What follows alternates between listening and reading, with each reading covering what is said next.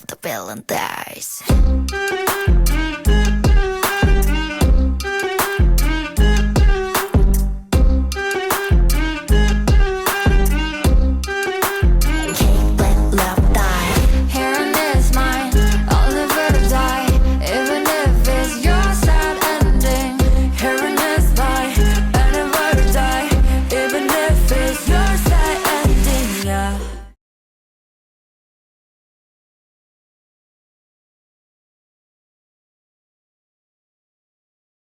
Hi everybody! In today's video I'm going to be talking about 10 more of my K-pop opinions. If you haven't already seen part 1, I suggest you check it out too. As always, these are my opinions, meaning that it's just my personal view on these things. This doesn't make them right or wrong, and you are entitled to your own opinions. Feel free to share your opinions in the comment section, but remember to be kind and respectful to each other. Now let's dive in.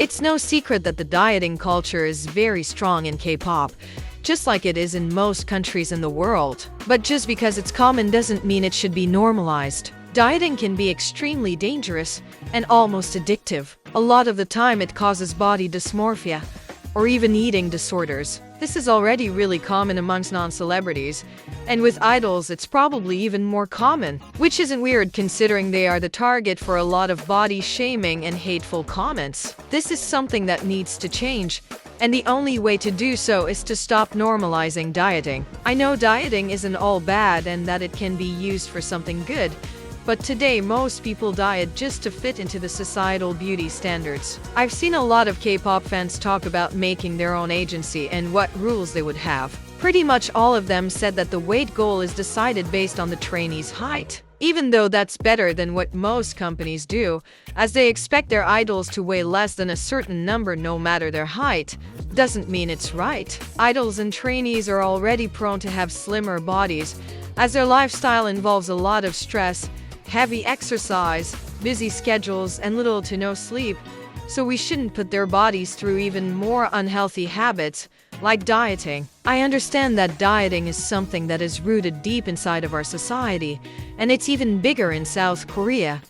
But we need to make a change. Idols like IU have already been through an eating disorder, and they really shouldn't have to go through that to please their company or their audience. I mean, it was just a few months ago that Jae from Stacy apologized to fans for gaining a bit of weight and saying she hasn't been taking care of her body. The dieting culture is so deep that idols and non-celebrities feel the need to apologize for their own body. There is nothing wrong with being heavy, and you should never apologize as long as you're healthy, have a functional body, and are happy with yourself. Isn't it time we put a stop to this nonsense, so we don't cause more people to develop deadly disorders?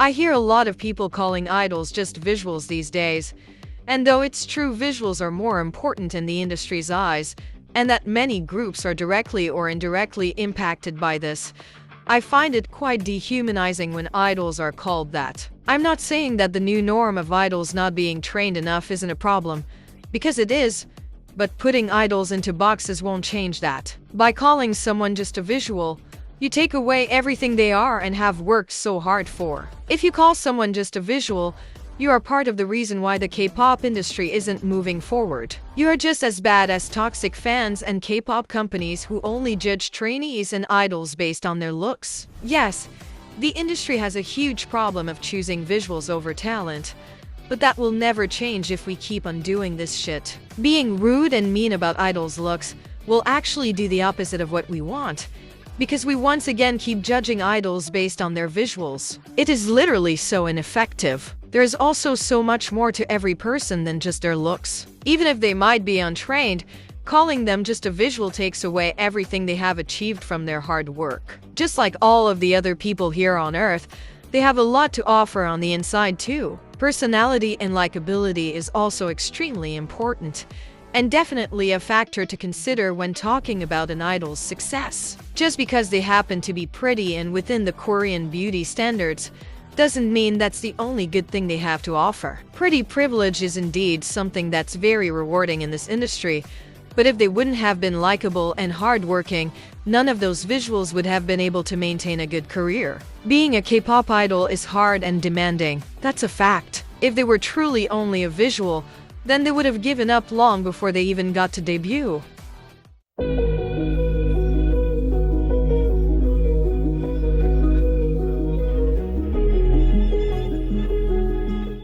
The K-pop industry is very dark and has become a home for many societal problems, some clear as day, while others are buried underneath media play and lie after lie. This is why we shouldn't judge what we see from our screens, because we have no idea what's actually going on behind the scenes, as the insiders are working very hard to keep it that way. The only way we can see a glimpse inside of that world is if someone from the inside decides to speak up.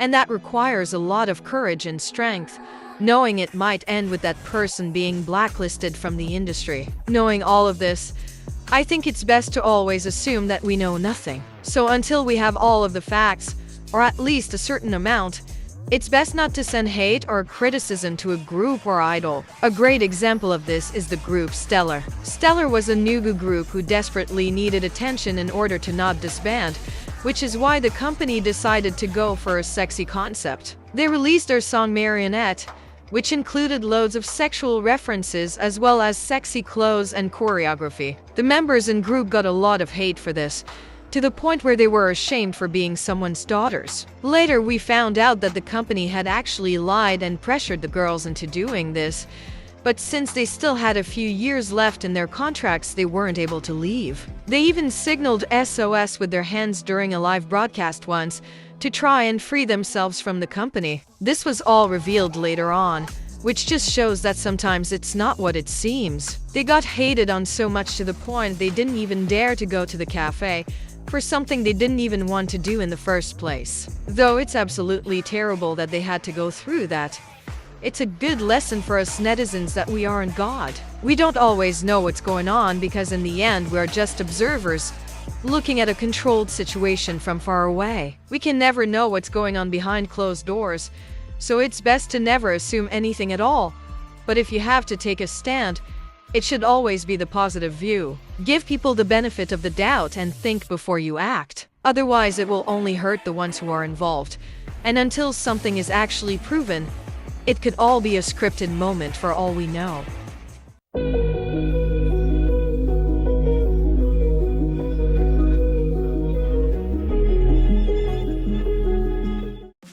Idols might be celebrities, but they are still just as human as us fans.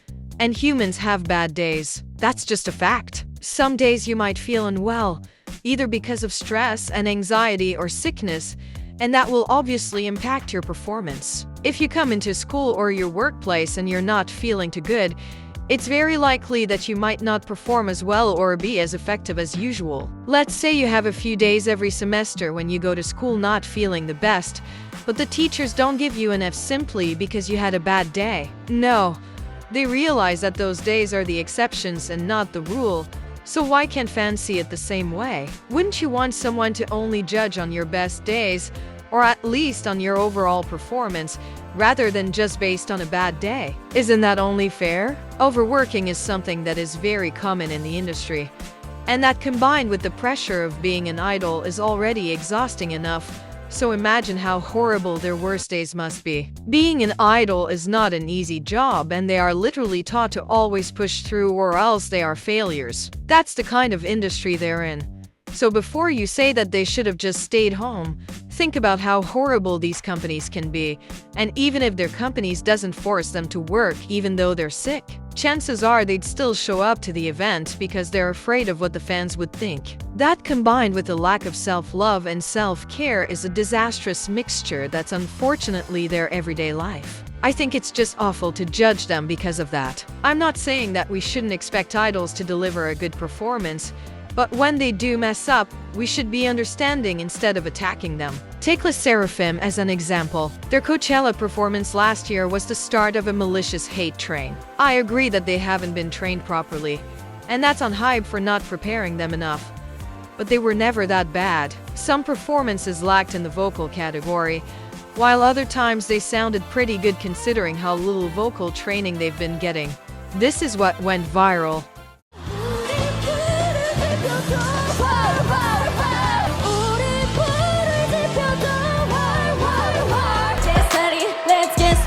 미라클 앞에 새겨둔 나의 story 신념이 되면 난 villain I'm not that Cinderella type of a girl Unforgiven yes self-bleeding 힘없이 늦춰야만 했던 삶 But I write 파란 드럭도 없어 용서 따위는 안 끊기를 겨눠 Watch me now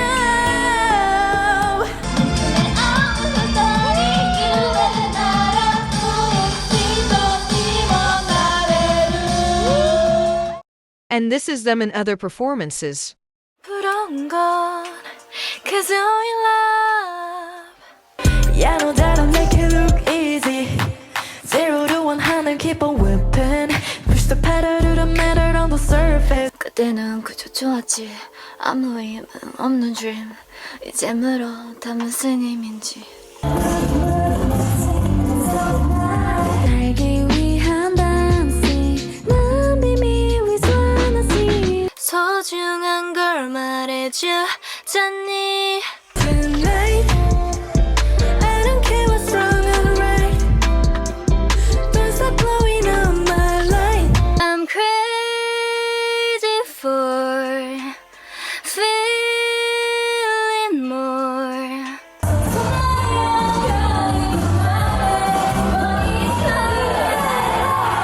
I got only me, you know nothing else can be The way that I feel when I'm dancing with my girls What's crazier than loving more 나도 참 듣는 your rival 모두 기도해 and falling Cause on 위로 I'm jumping Yes, give me that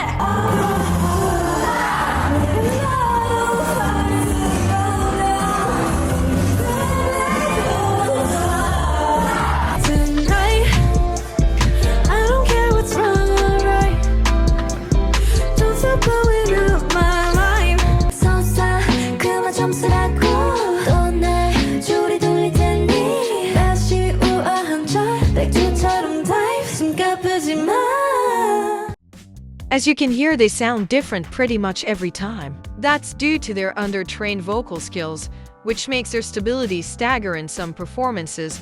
But to label them as untalented, just because they didn't perform too well when they were under pressure, excited because they were performing on a stage like Coachella, or singing songs out of their range, is not an accurate representation of their skills. It's all about perspective, and though they might not be the best vocalists out there, except for perhaps Yeonjin and Chaewon, they are still decent enough for the K-pop scene. May I also add that it's in fact impossible, or at least close to inhumane, to be able to sound that stable while jumping up and down and performing choreographies of any sort. You can't physically sound like the studio recording when you're not in the studio, a controlled environment without expectations, or standing still.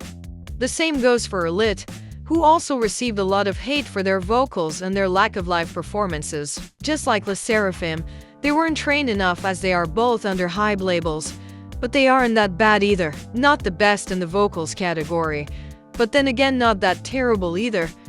They just had a few bad performances. This is what went viral.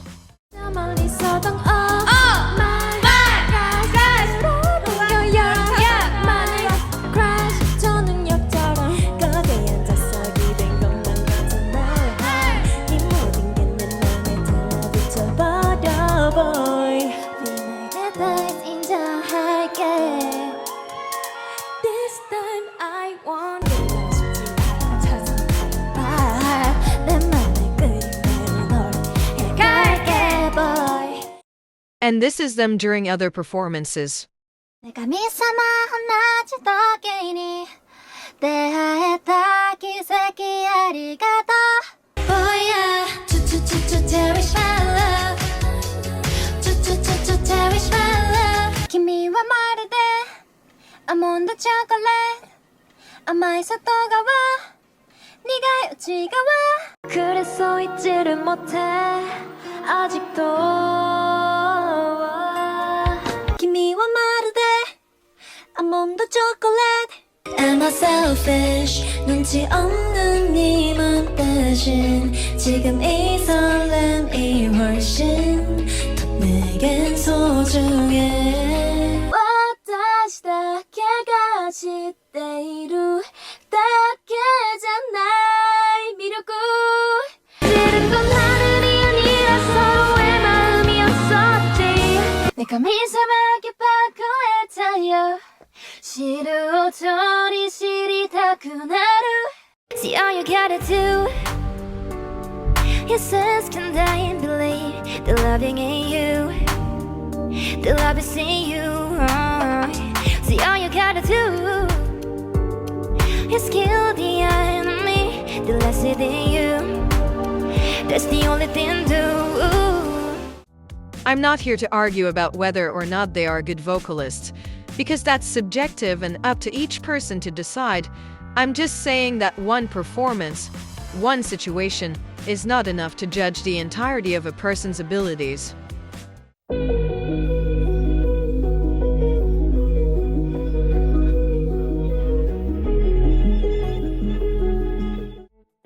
A group achieving something, like for example getting an award or being nominated for one, should be something to celebrate. It's a huge milestone for the group and artists, and it will be something they'll forever remember and cherish.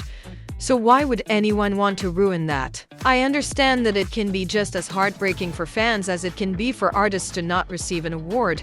But hate is never the answer. It's okay to be upset and to wish your favorites got to hold that award another artist is now holding. Hell, it's even okay to think that the other group didn't deserve that award. But to ruin such a pleasant moment for someone else, simply because you find their win incorrect, is really cruel. To be quite frank, I thought we were past doing stupid shit, like hating on groups who achieved something just because it's not who we voted for. But I guess not when it comes to some K-pop fans. So since some people behave like babies, I will talk to them like babies. Okay, so say we go to an ice cream shop to buy some ice cream. There are 3 flavors to choose from: vanilla, chocolate, and strawberry. While we wait in line, we see loads of different people leaving with different flavors of ice cream. That's how the world works. Everybody likes different things, and that's a good thing. If we all would have liked the same exact thing as everybody else on Earth, then it would be total chaos. Then, when we would get to the front of the line, 2 of those flavors would be full while the other one is empty. Because if everybody likes the same thing, then that thing would run out and everything else would be left over. That's not fun, is it? To get to the front of the line, just to see that the flavor you wanted is gone? No, it's not. And that's why it's an amazing and fun thing that we can all appreciate different flavors and groups. No, but in all seriousness, taste is taste, and it will be different for every single person you ask, so there's no way of controlling other people to vote for the group you want to win. Sometimes you get lucky, but a lot of the times another group might win the award, and that's okay. You can be disappointed all you want, but hating on the other group is messed up. I'm also aware of the fact that the industry has a history of staging votes and letting groups and idols win based on their family or company's money and influence. That is indeed a problem, but thankfully it's not that common today. I understand why we should be cautious about the authenticity of award shows' votes, but in all honesty, if there is something sketchy going on, there are little to no things we fans can do. I mean, we as fans would go up against a well-known company with loads of money, experience, and influence in the industry that is perhaps even known to blacklist idols from the industry as soon as they don't do what the company wants. Cough cough SM Entertainment. Who do you think would win? I'm not saying we shouldn't stand up for injustice, because I really think we should. But hating on the group instead of the organization behind the group is just wrong. They did nothing wrong, except perhaps for picking the wrong company to audition for, so therefore they shouldn't be pulled through mud in order to criticize the company. Even if you were to disagree with every argument I've made so far, we all know how far some fans will take the hating. In the end, a simple hate comment might be the start of a hate train, And that can easily result in an idol hurting themselves, withdrawing from the K-pop industry, or even taking their life. Don't be a part of that.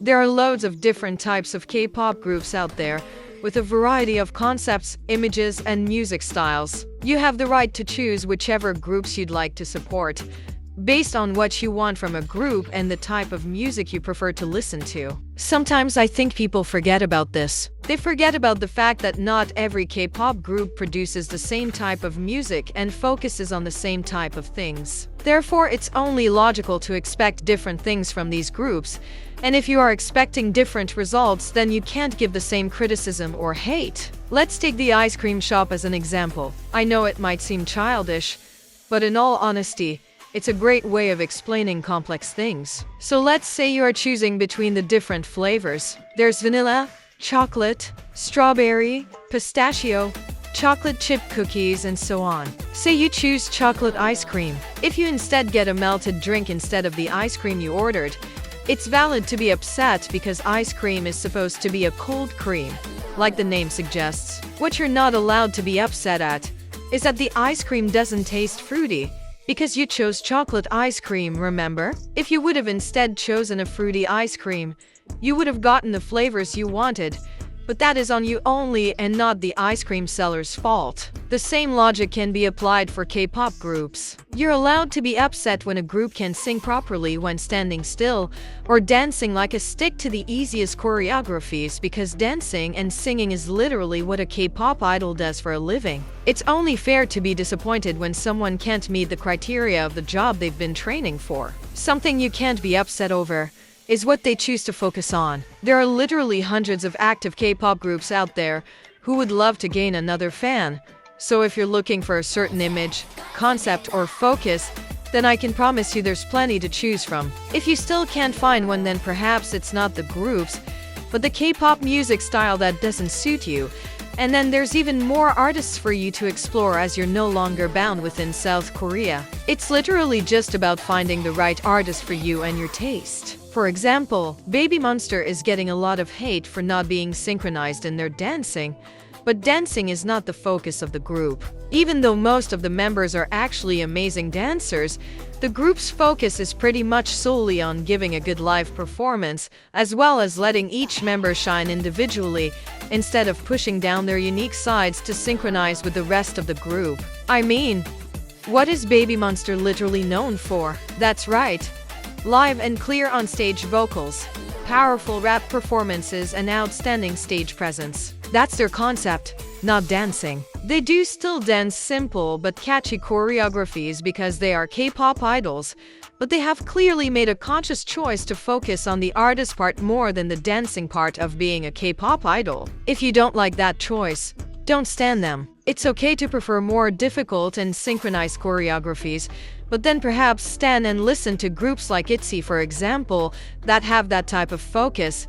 And if you like a bit of both, then NMIX might be the group for you. You simply pick groups to stan based on if they meet your unique criteria, and you don't have the right to hate on other groups for not meeting that criteria.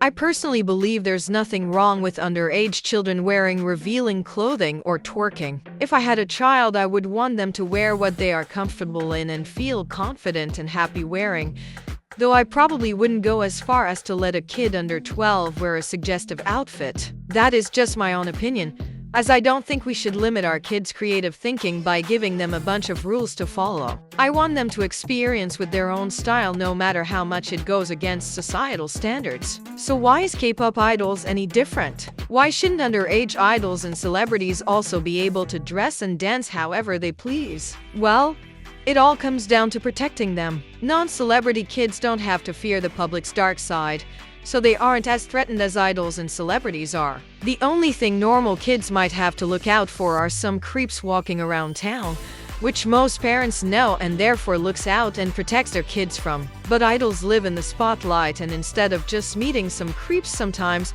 they have the whole world's eyes on them, which means that any person, anywhere, can tune into their personal life. Unfortunately, the K-pop scene also happens to be a magnet for creeps and older men who can't wait to watch 15-year-old girls dance with short skirts. I mean, it's not hard to guess why. The K-pop industry has a history of sexualizing idols, especially girls and women, doing sexy choreographies and performing in revealing outfits no matter the idol's age. It's almost like it's built for adults to watch young and pretty idols do whatever they want them to do. Oh wait, that's exactly what the industry is. Thankfully, we've gotten a little further from there, but nowhere near close enough for underage idols to be able to wear and do whatever without being violated. If you say that I'm being dramatic and that it's not that bad, here's an example at how disgusting people can be. In this situation, Chiquita of Baby Monster was seen doing a suggestive move while dancing to their song Billionaire in the official performance video. Chiquita was wearing short shorts, and the producer still decided to zoom in on her butt as she did that move.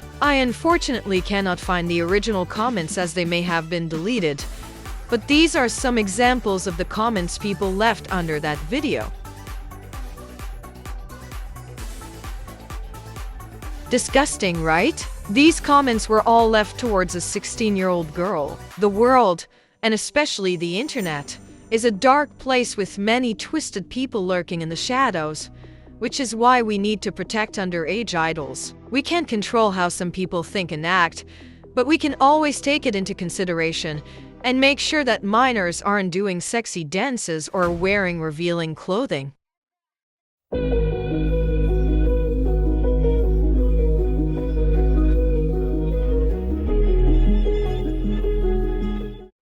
Boycotts have existed just as long as K-pop groups. There are loads of different reasons one may boycott a group.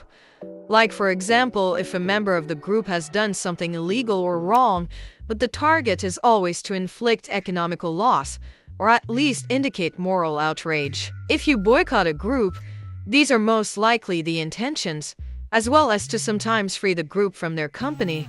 But the tricky thing is that even if a boycott is to help someone, it can also hurt them and their career. Sometimes it has to happen in order to get idols away from harmful people and towards freedom, while sometimes it's not what the idols would want. Of course, each and every situation is completely different, and it's up to each person to decide when or when not to boycott a group or an idol, but always make sure to make an informed decision based on facts, and to always think it through, or else innocent people can get hurt. Just like AOA's bullying scandal taught us, there's always two sides to every story, and that's why we have to look at both sides before deciding, no matter how much you want to believe one of them. To show that no situation is ever black and white when it comes to boycotting, I'm going to talk about two groups I have and am currently boycotting and why. The first one is Maiden, an active girl group that I'm currently boycotting. If you don't know, a former member of Maiden in Limelight, named Guyan, came forward that the company's CEO sexually assaulted her. It's heartbreaking to hear that, and immediately fans started to boycott the group to show support towards Guyan, who the company conveniently kicked out of the group. Me and many other fans were first doing this to make the company confess to their CEO's wrongdoings and then make sure he steps down.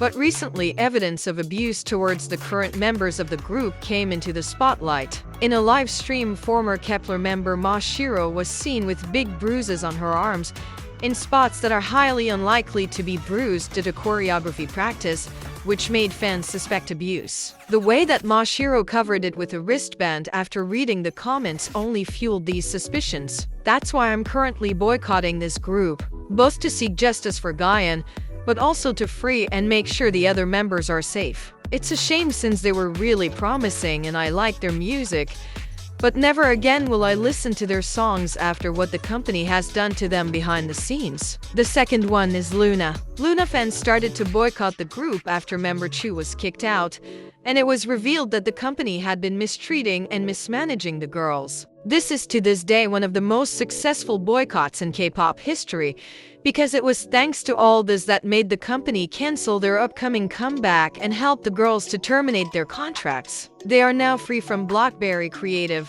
and I and many other people are now supporting the two soloists, Art MS and the former Lusamble members. This is how powerful boycotts can be, so please use that power carefully.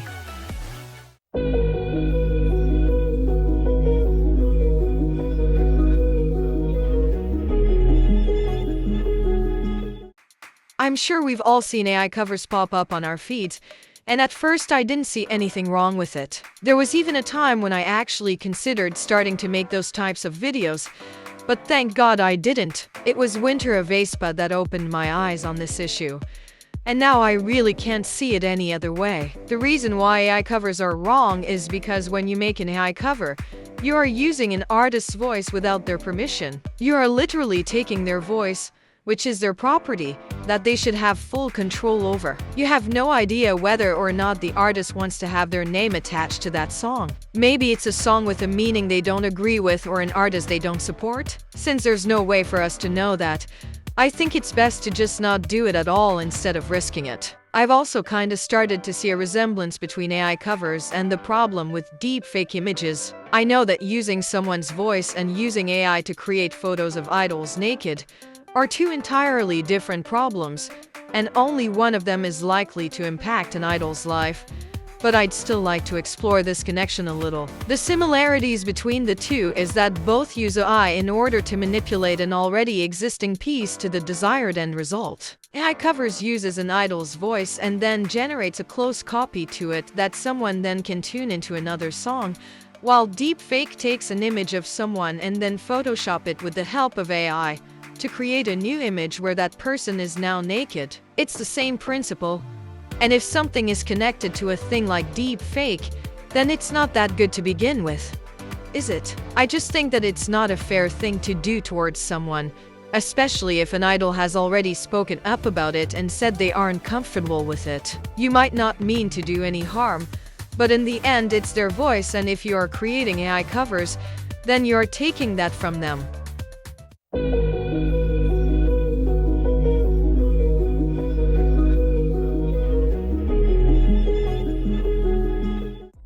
Lastly, let's discuss the new genre that's on the rise in K-pop, the experimental music style. I really like this genre. I think it's fun and interesting. And most of all, it's a way of breaking free from the tight constraints this industry has on its artists. There are so many K-pop groups debuting pretty much every week, and the question they are all asked is, how will you stand out amongst the competition? It's a very interesting question, because it shows that we are in fact interested in exploring new concepts and music styles, but as soon as a group ventures into the experimental genre, all hell breaks loose. It's like someone flips some sort of switch in netizens' heads, and suddenly the new thing they've said they wanted is a despicable act against music. This is what it sounds like to me. Don't be afraid to try new things, but don't go too far because we don't actually like new things. What makes it even worse is that it's also common for K-pop fans to hate and criticize songs that do stay within the boundaries. Then that song gets labeled boring, done before, and sometimes it might even be accused of plagiarism, which I most of the time find so incredibly stupid. How can you expect a song to sound totally new and innovative without it actually trying on and exploring new and experimental music styles? Ever since NMIXX's debut, they have been the target of all the hate people have against this new music genre, since their concept is literally mix pop that incorporates sudden changes in their songs, which puts them in the experimental music category. Before NMIXX though, Orange Caramel was the group you could always expect to surprise you. And just look at how loved their most crazy song Catalina is. The same goes for NMIXX's debut song OO. Now people are actually starting to like it, as they should. Recently though, two newly debuted groups have also joined NMIXX. I'm talking about Kiki and the Japanese group Cosmosy. Both have received a lot of hate for pushing the music industry's boundaries too much, while NMIX now has become a well-respected name in this industry. So shouldn't we strive for the unknown and experiment as much as possible? Isn't that the only way of coming up with truly never heard of before music that everybody seems to want on paper? I know that old is safe, but new is thrilling and exciting. Don't you want to see what we can create without all of these boundaries that have been put up? I'm not saying you have to like this genre of music, because I understand if you don't. This music style is often very overwhelming and fast-paced, and that's not for everyone. But you can't say you want change and then hate on things if they are too different from the music you like. Either you want and embrace change, like I think we should, or stay in your comfort zone. But then you've lost the privilege of criticizing songs for being too boring. That's all for today's video. Thank you so much for watching and thereby supporting my small channel. Before you go, don't forget to subscribe, and I hope to see you all soon. Have a nice day.